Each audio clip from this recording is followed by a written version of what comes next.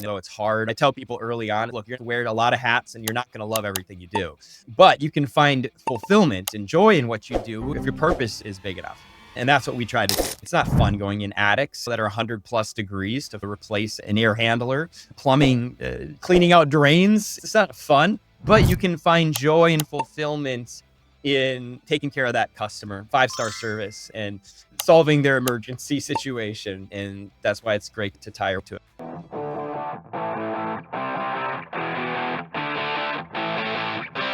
Welcome back to the OWNR OPS Podcast. I'm your host, Austin Gray. In this podcast, we talk all about starting and growing local service-based businesses. We publish episodes every Friday and send a newsletter with a recap every Saturday.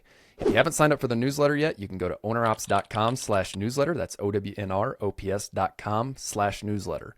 This week's guest is Tyler Griffin with Swift Pro Heating and Plumbing. Tyler started this from scratch, and he's grown it to over $200K in revenue per month. He did a creative strategy to work a deal with another local owner-operator that he shares about in the episode. He's also got 194 Google business reviews at the time of recording this episode. How did he do it so fast? Stick around and you'll find out. I think it's such a good example to set for other people who are starting businesses, want to professionalize their company. I don't know about you, but when I tuck a shirt into either jeans or khakis and I show up to meet with a customer, it's a complete different feel when you're wearing a collared polo shirt as opposed to showing up with raggedy jeans, untucked, the typical skull can ring in the back pocket like they're used to seeing with a contractor. 100%. Yeah, people expect more now. We have uniforms for all our team members pretty much from day one. Pretty early on, we got uniforms. And then I had a new sales. It does take a little bit once they start to get them. So in the interim, I had a sales guy recently start. And on his first day, I'm like, dude, you got to stop on the way home and grab some polos, man. Yeah. You can't be showing up even to the office in a t-shirt. Yeah. And at what point did you implement the collared shirt, polo branded? You got the same, looks like you got the same one, black collared shirt with the brand. Well, for the, I've got these for like non-uniform wears. Actually, our uniforms are that royal blue, which is one of our theme brand colors, and then just gray uniform pants. So we have that for all of them wear that, whether HVAC or plumbing. Sweet. Tyler Griffin, tell us about your business. So we're brand new in this area with this business. My backstory briefly, I grew up in Wisconsin, actually. Thus, you see the cheesehead hat and the Packers sign behind me. So still a loyal cheesehead, but don't miss the winters, that's for sure. Grew up rural Wisconsin. People ask me, which part of the state are you from? And I'm like, the part where no people live. Moved out here in 2010. My wife and I, we had just our oldest at that time. He's 16 now. Time goes fast. But moved out for opportunities out here, lived in Maryland for about 7 years. And then we've been in Virginia since 2017 when we relocated to Virginia. So built a sister company essentially to a brand in Maryland from the ground up starting in 2017. For 6 months, I drove back and forth from Baltimore to the Northern Virginia area, which was not fun. Everything from sleeping on the floor in my office late nights to getting home at 9:30, leaving the next morning at 5:30. It was some long days for about 6 months. And then I moved my family down here and life got a little bit easier. But yeah, we had a good run building another company that was focused on exteriors. So like roofing, siding, windows. And then we got into solar. And so I got to do a lot of team building, company building from essentially scratch, of course, with the team, with support. And so we had a good run there. We sold in 22. I stayed on for the ride and exited about 14 months ago. And then did a short sabbatical last couple of years there. We're a little bit rough. And so we did a short interim in between and then launched Swift Pro, soft launch September. We didn't really have real revenue numbers until about November because we were building a website and trying to get marketing figured out to get some leads and asking friends if we could come over and service their units. So anyways, pivoted basically because I had a non-compete from the last company. And so pivoted industries, didn't have a background in HVAC and plumbing, so it was brand new. But my run in solar the last several years there, learning that from the ground up and building a team there was what gave me the framework to take a leap into the unknown. But I did have a good friend that had a background in HVAC, and he's been part of the team since day one. And then we were able to recruit some others pretty quickly. So we have a lot of expertise on the team right away. But yeah, didn't personally have a background in it. So we are just about 7 to 8 months in right now. Like I say, basically since November, though, that we had real revenue numbers. I recently got back from launching a land clearing business down in Austin, and this last winter I launched a snow shoveling business alongside Bear Claw. And in both businesses, I've implemented Jobber as a way for us to efficiently manage quoting, job schedules, and invoicing, and even collecting online payment. Why? Because it's worked so well for us in Bear Claw and it's saved us a ton of time and headache. So if you are looking for a software that can help you manage the back end of your business, look no further than Jobber. You can visit go.getjobber.com/ownerops, OWNR OPS. Incredible. I can't wait to talk about the launch of this new business. And I want to dive into that definitely on this podcast. But how much can you share about the past business?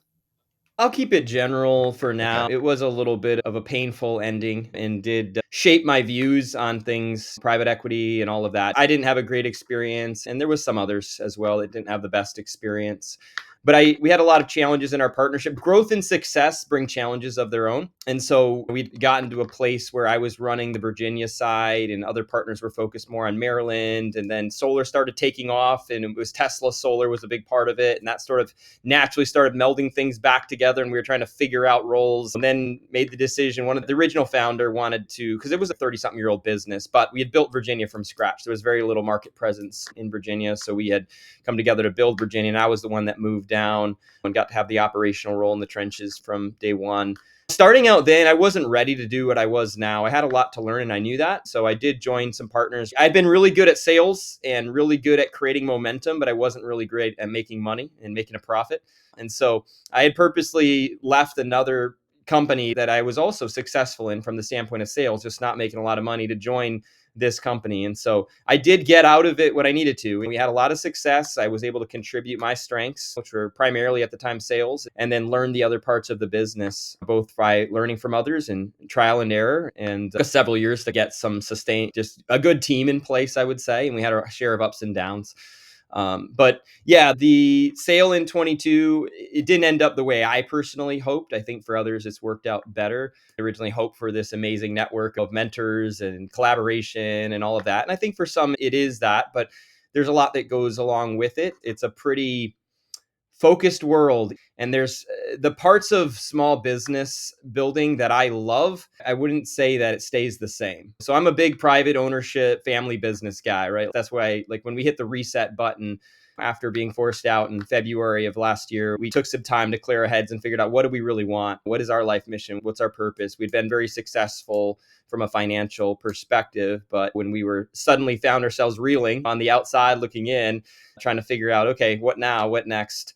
And I considered a lot of things, coaching, and I had a few opportunities, right? Could have joined other companies as a sales leader, whatever. There was plenty of people that would have loved to work with me, acquisition. But in the end, man, I want to build again. And this time I want to build it right. I want to build it from the ground up, and I'm going to start from scratch, right? With nothing. And that's what we chose to do. What was the main learning lesson that you took away from that first run and that you're going to take into Swift? Yeah, vision and values of where you're going matter. And I think that there can be a tendency to think that success will fix things. Let's just go make some money together. But if the foundation of what your life mission and goals are and the way you want to lead the team, build the team aren't aligned, like, those problems are only going to get bigger with success.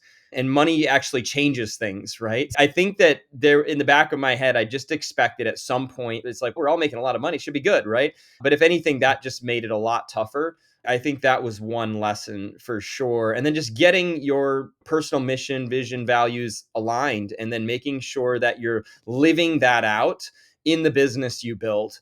Because it's like, you're going to spend most of your time working, and especially as a business owner, it's going to be life dominating. So when it's not aligned, that leads to fragmentation, right? You don't feel, you're siloing, essentially trying to separate your personal and your business life. And it shouldn't be that way, man. You got to be who you are all the time. And so I think when you start out trying to be something you're not, or trying to, let's meet halfway and compromise. So I think in partnerships, you got to make sure that you're rock solid. So for me, I chose this time to not have any partners, not have any outside funding. And thankfully, we're in a position to do that.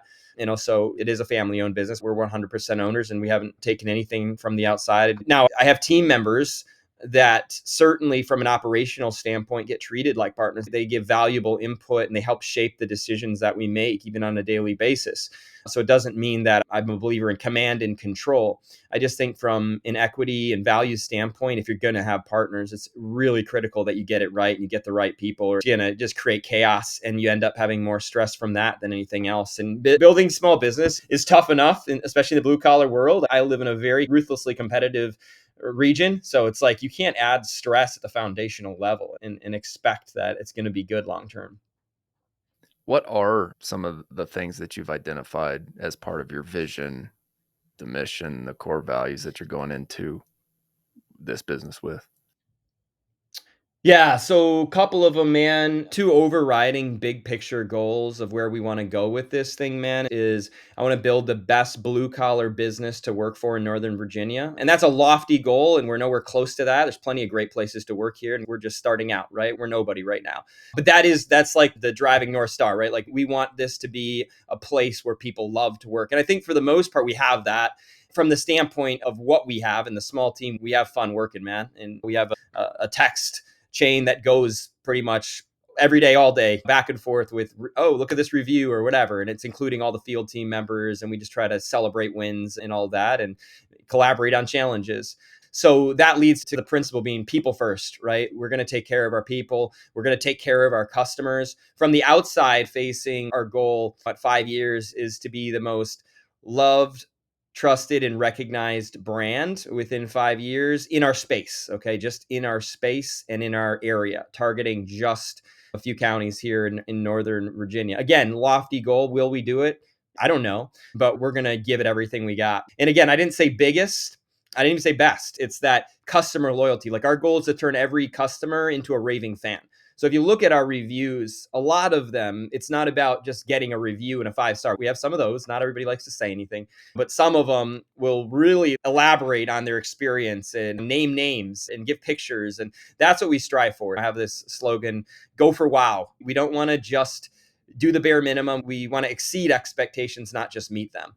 And so we're still working on, as again, a baby company, we're still working on improving all our processes on a daily basis to be able to do that. But that is what we're striving for every day. Thank you for sharing that. I want to get tactical here. So you are launching a new business. I'm making an assumption that you came in with some capital and probably a good amount to fund this. There's a million different things to do whenever you're launching a business, but I'm curious to dive into tactical steps for our listeners, for somebody who has previous experience, who is coming off of an exit and who is coming into a new launch.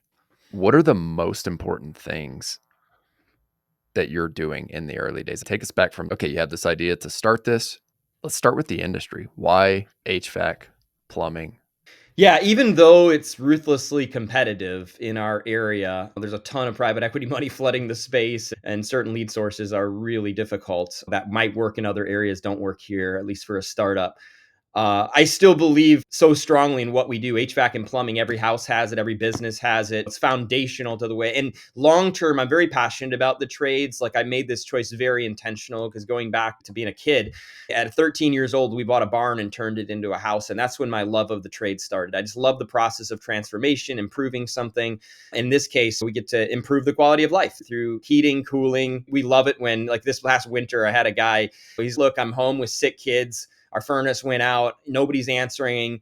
Another company's coming Monday. I don't know what to do. And we made calls. There was some snow and cold, and we got a supplier to send in one of their guys to open up the back and find the part we needed. We sourced it. We drove it out to the job, and we fixed it all within a matter of hours on a Saturday morning. That kind of stuff, man, just passionate about it. Just really love having people's back and believe in that. If there's always room, I think, for a new company, if you're putting your people first and putting your customer first, because I just think mission drift is real and it's so hard once you're successful. You start focusing on the dollar signs, and you got to make money to take care of your people, and you got to make money to be there for customers in the future. Don't get me wrong. Profit is critical, but your why behind that is more critical. I'm a big fan of Simon Sinek's Start With Why, right? I read it multiple times, and that's at the core of how I try to live and how I try to build this thing. Your driving why gives purpose and meaning to everything else. Back to the start, I would just say, if you got a family, like if you're married, You got to be all in as a family. We had a lot of those because I got older kids, which means that this business directly impacts the amount of time I spend with them. If you don't want to fracture your family or lose your kids when you're working 70 hours a week to build something, the best way to do it is do it as a family. It's involve them as much as you're able and make sure they understand the mission and vision of what you're trying to do and let them celebrate the wins. Sitting around, we try to start the day and end the day around the table. And it's usually early, like 6 in the morning on weekdays that we're around the table. And then it's 7 at night. I work long and then I'm still working sometimes after that for an hour or two. It's long days. There's no shortcuts. But I think the critical thing is to make sure whether you have partners, of course, united, shared values. But if you have a family, you got to make sure they're all in if you don't want to lose them, because this is no joke. I'm just a big believer. So that comes to the next point is you got to be all in, man. I just think there's a lot of stuff out there, whether it's Twitter, now X, right? Sometimes the message given on Facebook or other social media outlets, YouTube, there can be this idea of just quick success. I'm not going to deny that there isn't some people out there that just magically snap their fingers and cry. I don't know. But I can say the vast majority, man, it's a grind. And what looks like instant overnight success usually has a backstory that goes back 10 years plus. And then you're just seeing the last couple of years of their meteoric rise, right? So I just think there's no shortcuts. So you have to be all in. And that's why it comes back to the why and why you get up every morning and loving what you do, even though it's hard. I tell people early on, look, you're going to wear a lot of hats and you're not going to love everything you do, but you can find fulfillment and joy in what you do if your purpose is big enough. And that's what we try to do, right? It's not fun going in attics that are 100+ degrees to fix somebody, replace an air handler, plumbing, cleaning out drains. It's not fun, but you can find joy and fulfillment in taking care of that customer, right? 5-star service and solving their emergency situation, right? And so you can find joy in the outcome, and that's why it's great to tie to it. But man, it's just, you got to be relentless in the early days and you got to be all in. And I think the other thing that you can find a lot of distractions and you can try to start like 2 or 3 startups at once early on, because I didn't know what I wanted to do over the kind of sabbatical that we took of that 6-month period. I had several different things, but once I decided Swift Pro is going to be my thing, everything else is by the wayside. This is the first time I just said yes to a podcast because, like, yeah, I can do Saturday morning, but most things it's a no. You have to be ruthless in eliminating everything that doesn't contribute to your driving vision in the early days, because there's just too many things that can go wrong, and momentum is everything. And so in the beginning, you have to create that momentum. You have to be that force of nature if you want to go, especially if you want to go fast. That's what we're trying to do, is go really fast. You bring up such a key point there. So many things that we can dive into. I'm learning, like, the more seasoned I become with business, it's work, right? It takes a lot of effort. And for whatever reason, and I truly think it was the 4-hour work week culture. Did you ever read that book? Yes, I Yeah. did.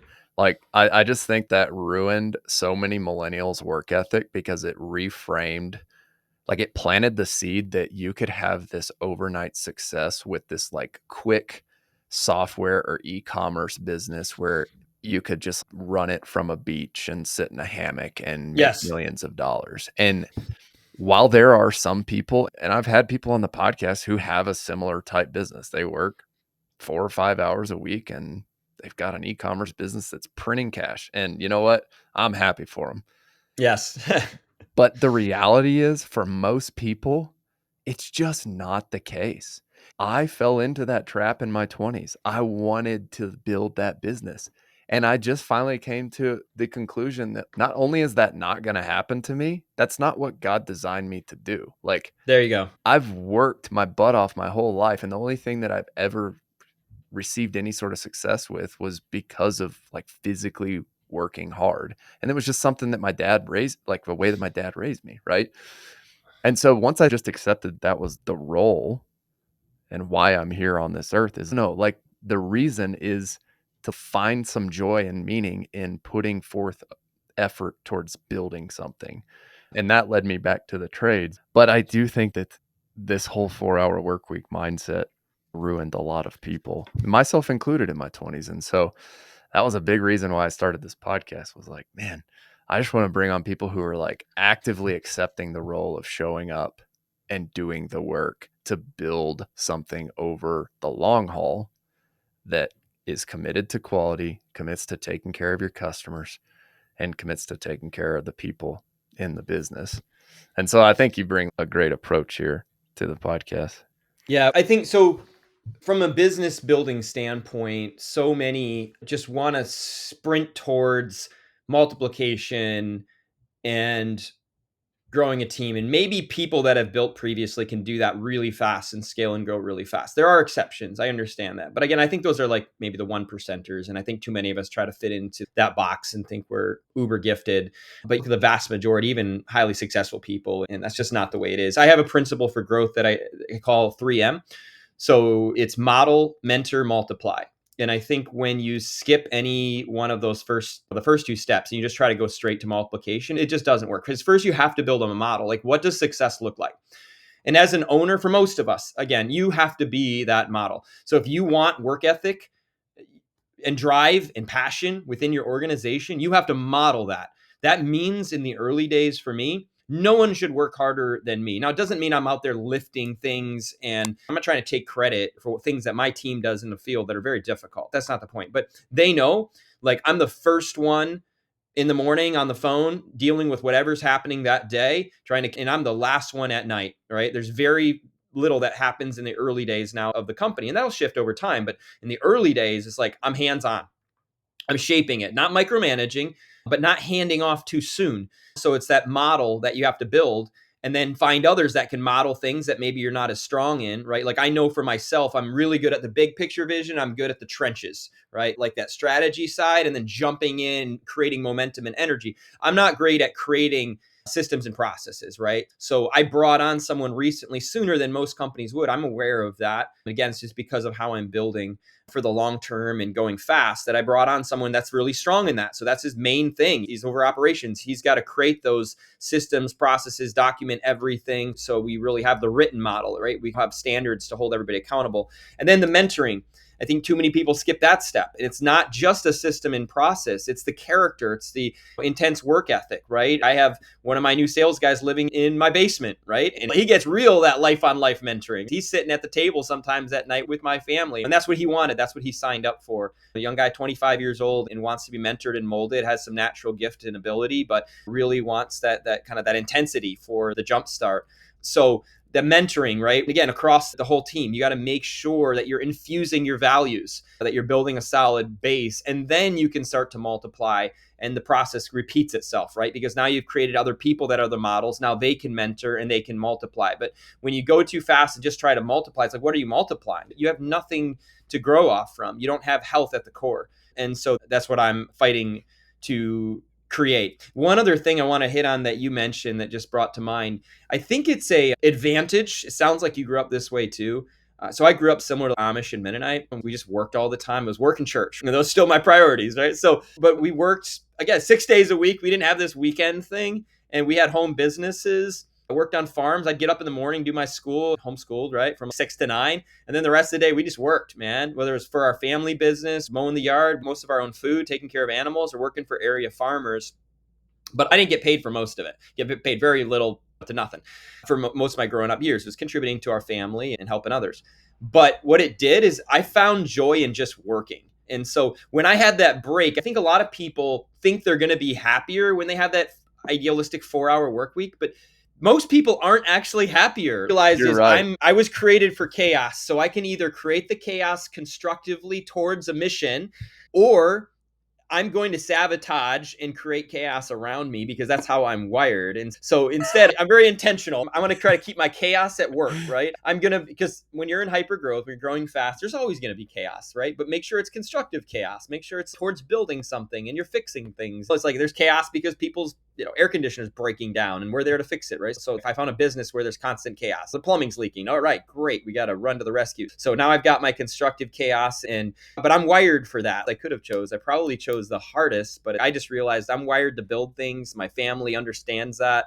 Now my boys I got 16 and almost 14 and almost 12, but they get to see it. My oldest son's working for the business this summer. So they get to be in it. They get to hear our wins and losses every day and pray around the table for the business. Okay, we're down on sales. Let's say some prayers. And they watch me get up early the next morning and go fight to make it happen. I just think finding joy in work, though, if you hate work, man, don't be an entrepreneur because you're going to do a lot of it. Striker Digital specializes in SEO services specifically for local service businesses. Bodie and Andy, the two co-founders, have helped me get Bear Claw Land Services to the #1 search result on Google inside my state for my specific search term. If you want to learn more, visit strikerdigital.com. That's STRYKER-digital.com. Yeah, it's so true. Like you hit on something there that resonates so much with me. I don't know about you, but I love this. I absolutely love this. Yep. And I couldn't picture it any other way.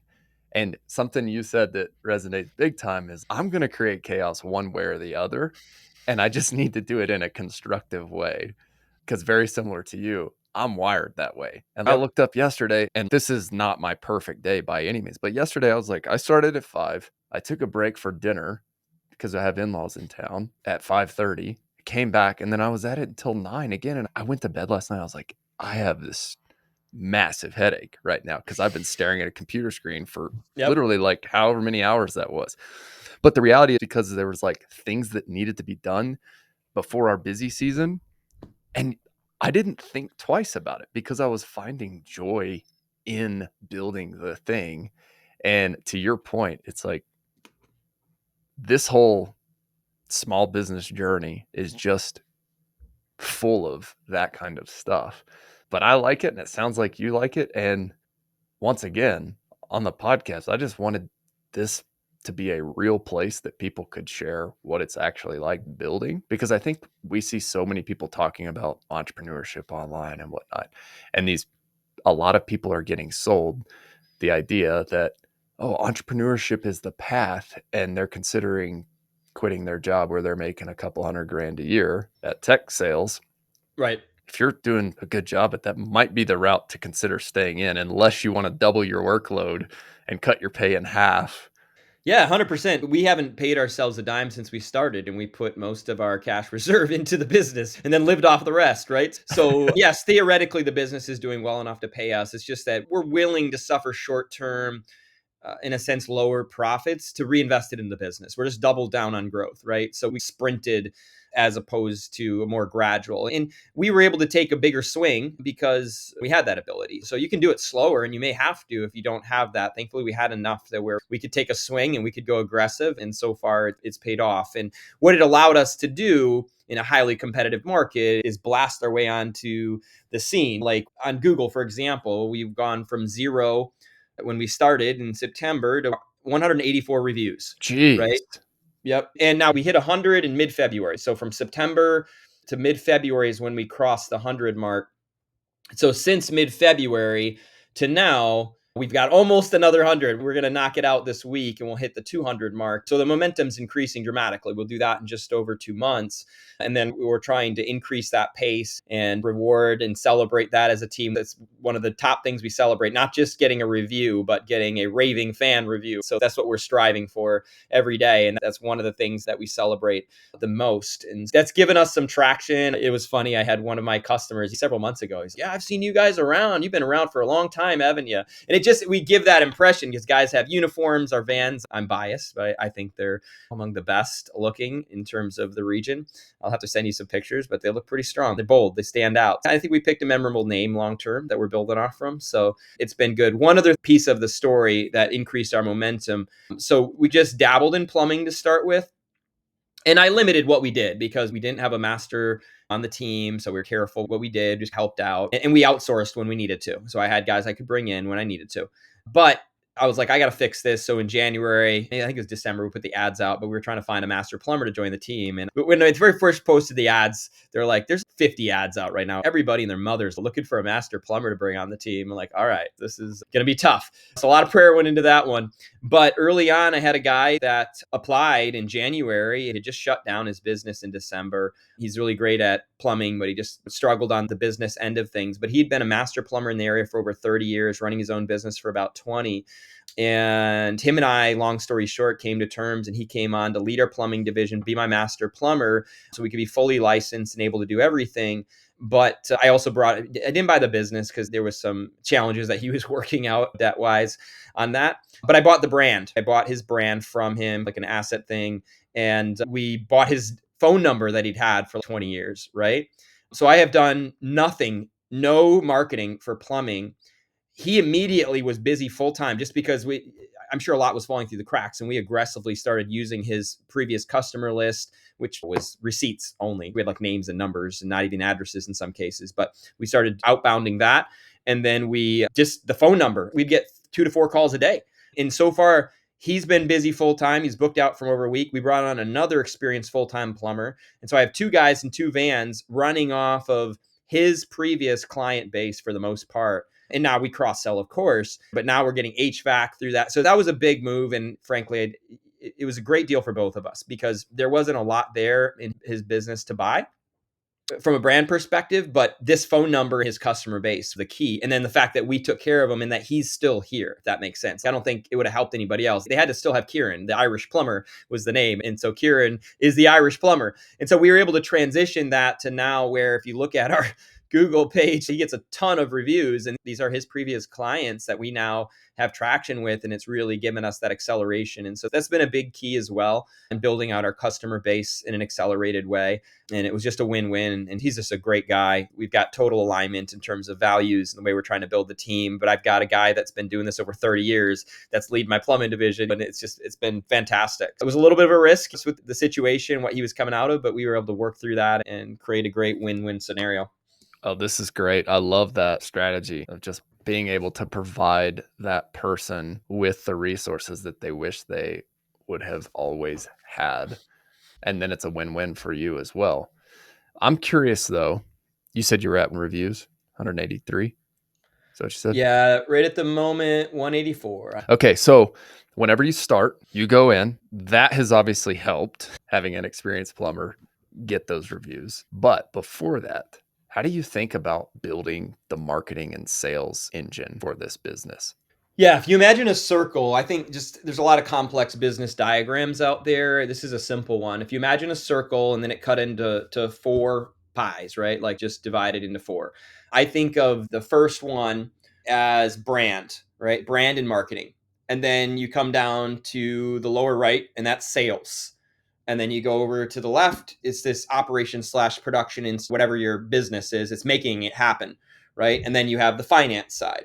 And I think the biggest mistake a lot of entrepreneurs make is they focus on only their area of strength, one of those usually, and then they just half-ass everything else, right? Like it's not, and maybe they're not aware of their weaknesses. And that's what derails. It's like the guy out in the gym who just works out his biceps, right? I'm really good at sales or I'm really good at operations. And then they wonder why their business doesn't grow. And it's because you have to have the whole thing and you don't get momentum going around that unless it's brand, sales, operations, finance, right? You have to have the full circle and you have to be aware, like you have to be, in my opinion, you have to build your knowledge out to where at least you understand that, or you have to bring in partners. Like my first go around in 2017, we had one partner that was great at marketing. I was great at sales. We had another guy that did the production, right? And another guy at the finance. You can do it that way. That's where maybe you have to do to learn it. But in that process, I was able to learn from those other guys and just experience how to oversee at least and do certain things within that. I'll never be an amazing marketing guy. I'll never be a bookkeeper, right? That's not my strength unless I were to focus on that. And I shouldn't do that.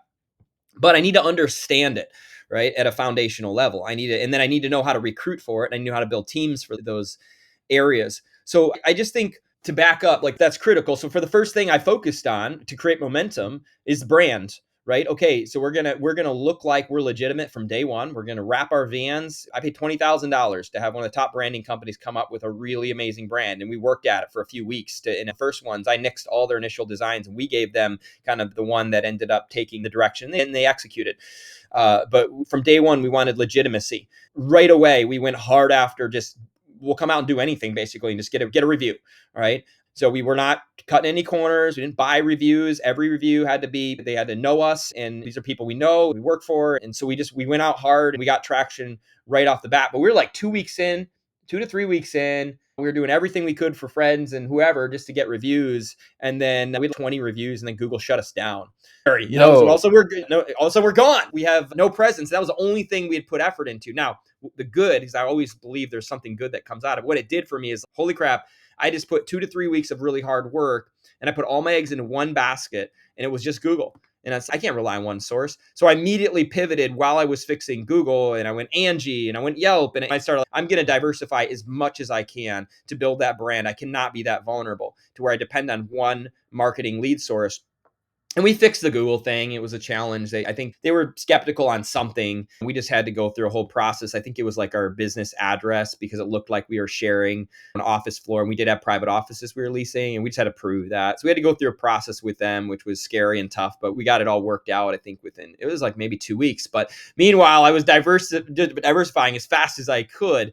I just think you got to build the brand out. That gives you credibility on the sales, because a lot of people just jump right to sales and then they never build a real company. Because if you don't have a brand, you can do a lot off of referrals. But in our competitive market, most people want to see, they don't just want theoretically my cousin or someone that's saying we do amazing work. They want to look at a credible source and make sure you're legitimate. And so that's what we tried to do from day one, is just have legitimacy in all of those. And then my focus was building the team and getting the right people on the team that could do what I wasn't good at. How did you fix the Google thing?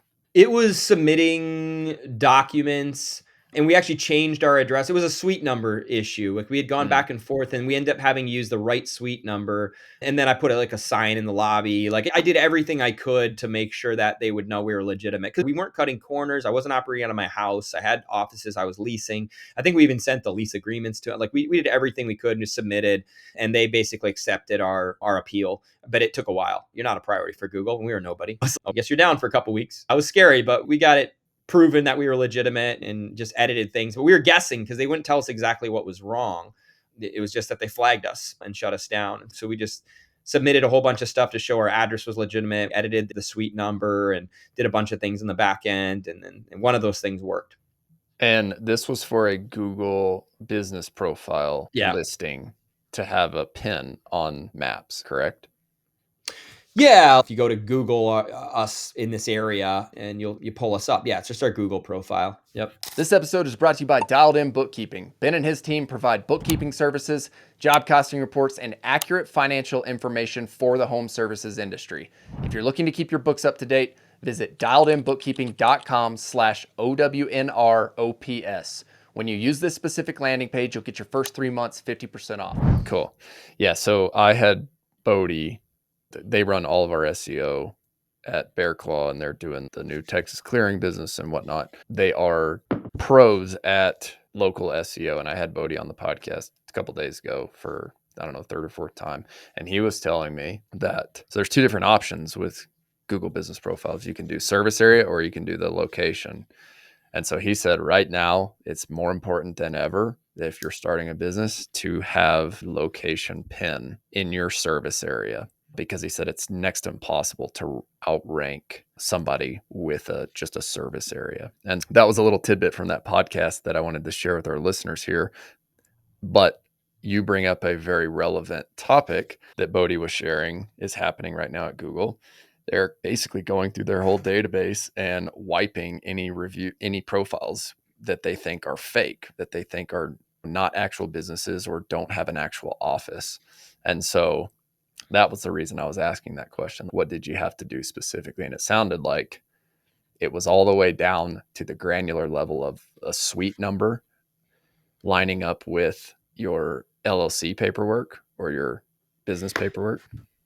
Yeah, so that was the other thing you reminded me of. The other thing I did, because I had created the entities before I had an office, like this was all formed in May of last year. We didn't even soft launch September. So I did get offices right away when we launched, but I had done all the entity paperwork and it was just tied to my house. So that was the other thing that could have been a source of the flag. So I went through, because there's a couple different things that you're registered through in Virginia at the state level, the contractor board level. I went through and made sure that the address reflected what Google says, right? And made it specific to the suite number in this case, and then consistent across the board with all legal documents. And so that was the other thing that we fixed on the back end rapidly as we could. Yeah, definitely. So listeners, hear us out on this. What Tyler just did is very important if you want your Google business profile to show up as a listing on Google Maps. And according to what Bodie told me several days ago, map packs are the most important thing to rank on Google right now. And what you're doing with getting as many reviews as possible is the best way to get there with a local pin. So, just a tidbit on the SEO side that I wanted to share there for listeners. And Bodie is telling me that everything has to line up in the video verification process. So, you've got your marketing quadrant, you're the sales guy in your business. How do you think about going to recruit the rest of the pieces of the circle that you mentioned? Well, in the beginning, everyone has to be more of a generalist because there's just too many hats to wear, especially when you're trying to go fast. So we're at the point now where we're strategically realigning, and it's like Jim Collins, right people, right seats. That's where we're at. We're trying to get the foundation right. So we're in the process of going from generalist to specialist. So, like I said, if you're going to be a solo entrepreneur, like the only owner, you have to understand all of those things, or it can get bad. You have to know what you're hiring for and how to hold people accountable and expectations, and do a lot of it in the beginning. But then you rapidly hire people better than you at every area of the company that you can. So in terms of recruiting, we've gotten strategic. Right? Like my CSRs are overseas. I just hire people with perfect English, right? That's really critical so that it doesn't sound like they're not local. And at the end of the day, I think what people care about, is it a human and are they professional and can I understand them easily? Like those are things that matter. I don't think it matters if they're in an office in our local area. We have both. I have an office manager that's also on the phone supporting customers locally, but then we have international people as well. I work through Sagan, so they recruit people as I need them on that side of things. And then so far, our hiring on the field side, we have recruited for positions, and then we're just really hard to make sure we have alignment. But like on the HVAC side, all of my guys have come through one guy, and then this guy knows another guy, and then this guy knows another guy, and that way we protect the culture and we make sure like they've already worked with this guy, they know he's a super hard worker, honest person, and I think we've been blessed to create a protective culture. Like everyone is aware, like we have a good thing going, and we don't want to wreck that, right? We don't want to bring someone in. So I've made a couple mishires, but I made a miss when I hired for a duct cleaning position. I just hired the wrong person. It just wasn't a good fit. And I was 1 week in, and it was just didn't take. One of our principles is the concept of total ownership, right? We don't make excuses, we don't blame.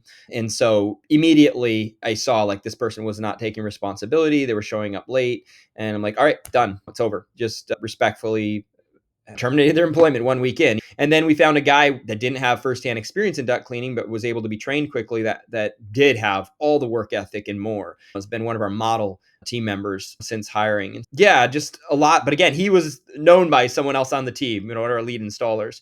And so that's the best way. And now I've kind of got the thing where I'm like incentivizing my team members. I'd rather pay you than a recruiting agency to find someone. And the recruiting agency's been great. I do have an outside recruiting agency that charges a reasonable amount hourly rates, and they've been good at filling several strategic hires. But I always first look to the internal team and see what we can pull. And from the field side, that's where we've been able to get some great people on the team. My last question here before we wrap up at the top of the hour is that last section of the circle, the last piece of the flywheel, the finance section. Are you sitting in that role, or did you recruit a fractional CFO, or did you go use Sagan to find a CFO? Yeah, I just brought on someone I knew through my church that is the bookkeeper for church in a part-time capacity to start with, just because it was high trust, but a little bit limited in terms of time and capacity, maybe with some of the software side. And so we use Service Titan. So they just pretty much lived in, they've helped with payroll. They've helped with QuickBooks and just keeping the books semi-organized and all of that. But it rapidly, when you go from, okay, we're at 20,000 to all of a sudden we're doing 200,000 in revenue per month, it changes dramatically. And so we pulled back and did a kind of wide net search through Sagan, and we've got someone joining the team in just over a week from South Africa with a long background in finance, team leader, bookkeeper, just heavy background in doing what we need for our company. And so that person's joining in a full-time capacity. And again, because of where they live, like we're paying them well for where they live, but we're able to bring on someone that can really live inside our business and clean things up, because we need job costing is not as clean as it should be. There's a lot of things that we've got to clean up. The goal is that by 2026, we're running really clean in terms of tracking data, and we're not there yet. It's still messy. So while I have my loss statements and my balance statements. And then I outsourced, of course, my tax side of things. So I have my CPA is someone I worked with the last company. And so that's all outsourced. And so he made sure he cleaned the books and made sure that everything was I's dotted, T's crossed, not going to have problems with the IRS, any of that. So he cleaned everything up just a few weeks ago so that we could file our taxes for last year and all of that. But that's kind of how we're operating now. But we are bringing someone on full time to really clean things up and integrate so that we can get ServiceTitan and QuickBooks and everything integrated a little bit better, and then better tracking mechanisms. And early on, because we were going fast, like you have to live with some things not being perfect. I know our profitability is not as strong as it should be. Like we're currently paying a little bit too high on credit card fees, but it's just a thing of I can't introduce too much complexity early on, and I just need it to work. And I don't want my team members, my field guys getting frustrated because they're operating off 7 different softwares. I was very intentional and strategic about that everything runs through ServiceTitan, and most of them, that's all they have to really use in the field is just learn ServiceTitan, operate ServiceTitan. Not going to introduce too much complexity early on until everybody's really solid with what we have, and then we'll look at our options. Absolutely. And I feel like we're in a very similar stage there because like in the first several years of my business, it was like, all right, you got to figure out how you're going to get your leads. You got to figure out how you're going to actually close jobs. And then 3, you have to figure out how to fulfill that. And then it's just push, hard. And I don't know about you, but like I was playing CFO role in the beginning, just wearing that hat, but I'm not a CFO. Like I'm a marketing and sales guy, right? Like I love the marketing and sales and I just want to drive growth, right? I'll look at the P&Ls, but I'm just like, are we profitable? Yes. Do we have cash in the account? Great. Yes. Let's keep moving. Run fast. That's me. But I'm at the stage right now where I know exactly where you're at. It's okay. We cross a 200K month. Like we need to have stuff buttoned up on our job costing. So that's a big focus for us this year. I'm curious to know just like what's a rough range to hire someone full-time overseas? So with South Africa in particular, I'd say the range is going to be 1,500 to 2,500 a month.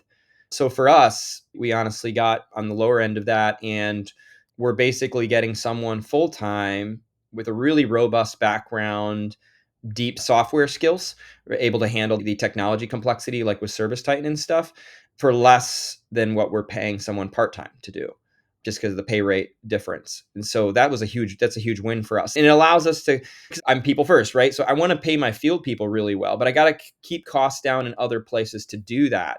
So that's what's allowed us to be strategic, where I can keep my costs down. And then still, I want the human element. We'll bring more AI in as it makes sense, right? But we also want to have that real human to human connection with our customers. And that's what we did. And I think it is a great option for small businesses to consider, is bringing someone in from the outside. And you have to vet them very carefully. And again, I have a CPA on the outside that can double check. He has full access to our books. So you have to build trust, right? You still have to be careful, protect the business. But I think that's a great way to go to keep the cost lower. I don't know about for you, but that's the scariest role for me to hire because you're just opening up everything to somebody else. And maybe this is just lack of experience in growing businesses to a certain level on my end. But I don't know if this is hard for you, but this one's really hard for me because we're going to have to share account info and build a ton of trust, like you said, with that person. We'll put it this way. Yeah, it's trust but verify. I have everything integrated into QuickBooks. They won't need immediate direct access to certain things like bank accounts and all that. So I think it's going to be incremental, and then I'm going to have several sets of eyes double checking everything. So it's trust but verify, and everything that they're touching and looking at is being looked at by others, right? Like that's why strategically I hired an ops guy. You remember my circle illustration? I told him, look, my goal, we're not there yet, but my goal is I want to live on the right side of the circle and focus on brand and sales. I need you to live on the left side of the circle. You focus on operations, the production side of things, and finance, right? But I hired someone I deeply trusted that we vetted really hard. And then again, we just trust but verify. He's a few weeks into earning the trust in the trenches of myself and the team, but that'll be another set of eyes. And then I have the outside bookkeeping firm that does all of our taxes and all that stuff. So there's going to be some checks and balances put in place to protect us. That's not just, oh, here's everything. Here's the keys to the kingdom. Do your thing. It's not like that. Yeah, for sure. And that your ops guy is in person. Yes, he's in the office every day unless he's on job sites. Yep. Cool. Tyler, this has been fun. I think we could dive into many more topics here, but we are at the hour mark. So I want to be respectful of your time. I know you got a business to run and a family to be a father to, a great husband as well. So I appreciate you coming on and sharing insight. This has been a lot of fun. Yeah, thank you. It's been great. Cool. I'd love to have you on again and just talk more deeper operational strategies and just dive deeper into the nitty gritty of the business. But let's go ahead and wrap this up. Where can listeners find you online? Yeah, as far as our company, if they're just like wanting to look at that, it's goswiftpro.com. But I am on Twitter, on X _scrappy startup. So definitely on that. And then I'm on Facebook and LinkedIn as well. Tyler Griffin, you can search me and look up Swift Pro. I'd love to connect with people, especially in the entrepreneurial business building, blue collar community, right? So blue collar people, definitely let's connect. And I'm all about collaboration and growth and learning from others. We certainly don't have it all figured out, man. We're just getting going. Awesome. I can resonate with you on that. I definitely don't have it figured out.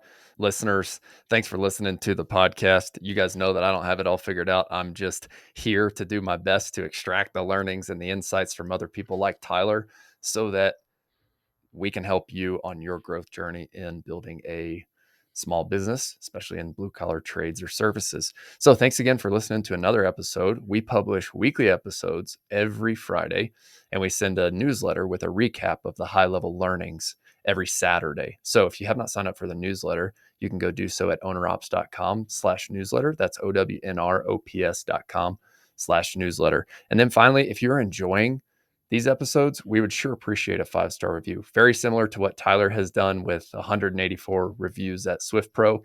Podcasts are the exact same way. So if you've received some value, would you mind to leave us a review on Spotify, on Apple? And then if you're listening on YouTube, we would sure appreciate a like and subscribe to the channel so that you're notified whenever we publish the episodes. Finally, I had the founder of OpenPhone on the podcast several weeks ago, and we are going to implement a text line into the business where a lot of you will reach out to me, and I'm sure Tyler gets the same thing on X with specific questions about business. So what you're going to be able to do is just text your questions in the number below in the link in the description, and we will answer questions with our guests live on the podcast. So I hope this is going to be something that's beneficial for you guys. We're testing it out, but would love your feedback as well. So we're going to wrap this one up. Y'all have a great week. We'll see you next week. Don't forget, work hard, do your best, never settle for less.